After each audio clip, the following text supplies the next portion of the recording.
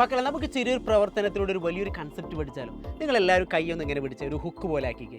എന്നിട്ട് ഞാനിതിനെ F1 ഇതിനെ F2 എന്ന് പേര് കൊടുത്തു. എന്നിട്ട് വെറുതെ ഇങ്ങനെ ഹുക്ക് ഇങ്ങനെ കൊളുത്തിക്ക്. ഇനി ഒന്ന് ആഞ്ഞു പിടിച്ച് വലിച്ച് നിങ്ങൾ എത്ര വലിച്ചാലും ഇത് മൂവ് ചെയ്യോ? എന്തുകൊണ്ടാണ് മൂവ് ചെയ്യാത്തത്? നിങ്ങൾ ഇടതുഭാഗത്തും അതേപോലെ തന്നെ വലതുഭാഗത്തും പ്രയോഗിക്കുന്ന force equal and opposite direction. അതായത് ഇവിടെ കൊടുക്കുന്ന ഫോഴ്സും ഈ ഫോഴ്സും എന്താണ്? തുല്യവും വിപരീതവുമാണ്.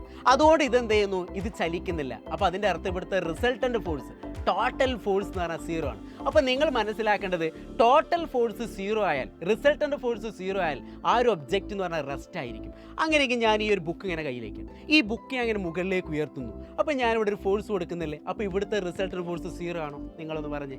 അല്ല. അപ്പോൾ ഇവിടുത്തെ റിസൾട്ടൻ്റ് ഫോഴ്സ് നോട്ട് 0 ആണെങ്കിൽ ഇത് മൂവ് ചെയ്യുന്നു. അപ്പോൾ നിങ്ങൾ മനസ്സിലാക്കേണ്ടത്, റിസൾട്ടൻ്റ് ഫോഴ്സ് 0 ആണെങ്കിൽ ആ ഒരു ഒബ്ജക്റ്റ് റെസ്റ്റും, ഇനി അതേപോലെ തന്നെ റിസൾട്ടൻ്റ് ഫോഴ്സ് 0 അല്ലെങ്കിൽ ആ ഒരു ഒബ്ജക്റ്റ് എന്ത് ചെയ്യുന്നു? മൂവ് ചെയ്യുന്നു.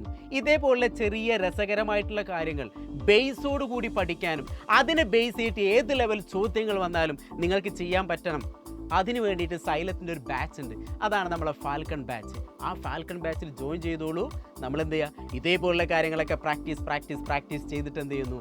വലിയ ചോദ്യത്തിൻ്റെ ആൻസർ നമ്മൾ കണ്ടെത്തുന്നു. അപ്പോൾ എല്ലാവരും എന്ത് ചെയ്യുക? വളരെ പെട്ടെന്ന് തന്നെ ഫാൽക്കൺ ബാച്ചിൽ ജോയിൻ ചെയ്യുക. നമുക്ക് അവിടെ വെച്ച് കാണാം. ഓക്കെ? അപ്പോൾ റിസൾട്ടിന് ഫുൾ 0.